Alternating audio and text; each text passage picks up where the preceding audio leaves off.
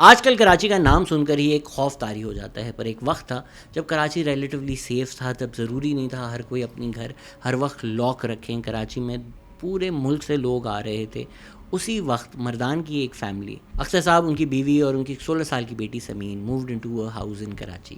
PCHS کے block 6 میں بالکل جھیل پارک کے ساتھ ایک 4 بیڈ روم کا اپارٹمنٹ تھا۔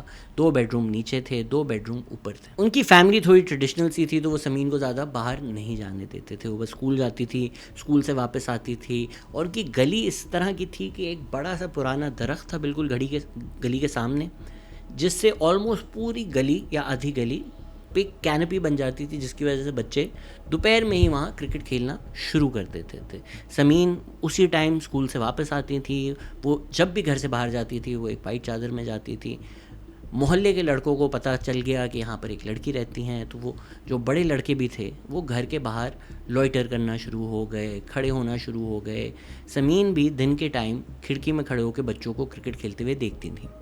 سمین کے والد صاحب کو آئیڈیا ہو گیا کہ جو لڑکے کھڑے ہوتے ہیں ہر وقت فالتو میں گلی میں، اور سمین بھی کھڑکی میں ہوتی ہے، تو انہوں نے پھر اپنی بیٹی کو ڈانٹا کہ آئندہ تم کھڑکی میں نہیں کھڑی ہوگی۔ کچھ دن بعد عصر کی نماز پڑھ کے اختر صاحب مسجد سے واپس آ رہے تھے، جب انہوں نے دیکھا ان کے گھر کے بالکل سامنے پیومنٹ پہ 2 لڑکے بیٹھے ہوئے ہیں، اور ایک لڑکا جو ہے وہ تھوڑا اپنے ٹپ ٹوز پہ کھڑے ہو کر ان کی کھڑکی کی طرف پوائنٹ کر رہا ہے، اور وہ اس طرح کی باتیں کر رہے ہیں کہ دیکھنا وہ آئے گی، وہ آئے گی۔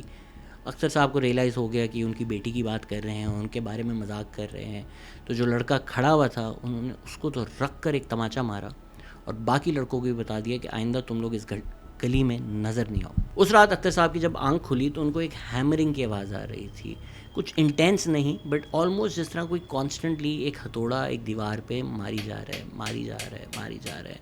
ساتھ ہی ان کے ایک جھیل پارک تھا، ان کو لگا وہاں پر کوئی کنسٹرکشن ہو رہی ہوگی۔ ان کی بیوی بھی اٹھ گئیں، ان کو بھی وہ آواز بہت کلیئرلی آ رہی تھی، نتھنگ ٹو انٹینس بٹ ایک کانسٹنٹ ہیمرنگ ساؤنڈ۔ ان کو لگا کوئی کنسٹرکشن چل رہی ہے، وہ سو گئے۔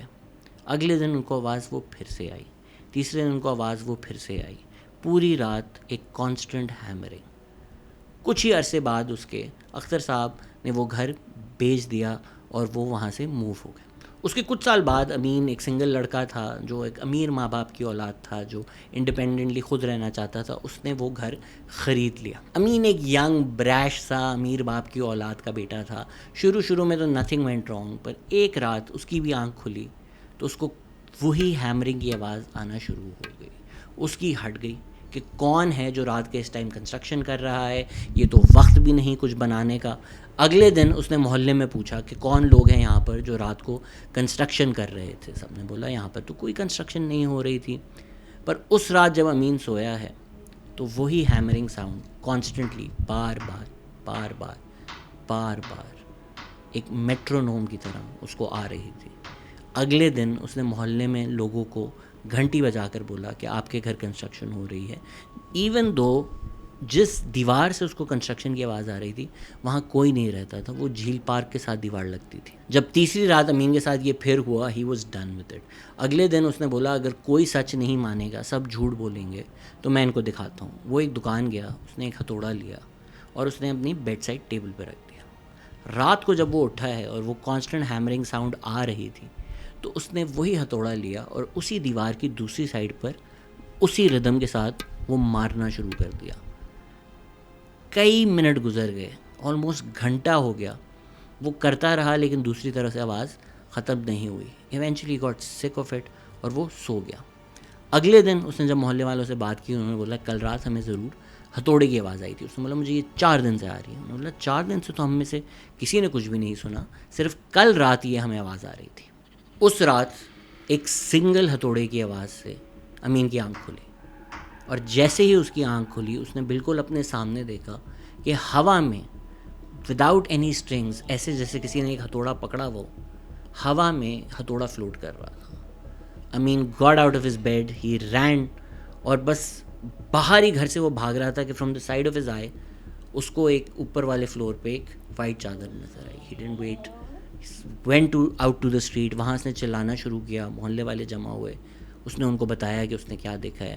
جیسے ہم آپ کے ساتھ اندر چلتے ہیں، ایسا کچھ بھی نہیں ہوا ہوگا۔ وہ گھر کے اندر گئے، کچھ بھی نہیں تھا، وہ ہتھوڑا جو اس نے بولا اس کے کمرے میں ہے وہ واپس کچن کے ڈراور میں جہاں اس نے صبح چھوڑا تھا وہیں پڑا ہوا تھا. اوپر کے فلور پہ کوئی بھی نہیں تھا. انہوں نے اس کو تھوڑا ریلیکس کیا. جو گلی کا چوکیدار ہے وہ بھی آ چکا تھا. دے سیڈ ہم باہر ہوں گے, آپ فکر نہ کریں. امین اس رات سو گیا.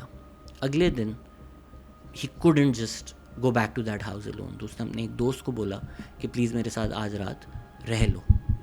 اس رات امین ایک الگ کمرے میں سو رہا تھا, اس کا دوست ایک الگ کمرے میں سو رہا تھا.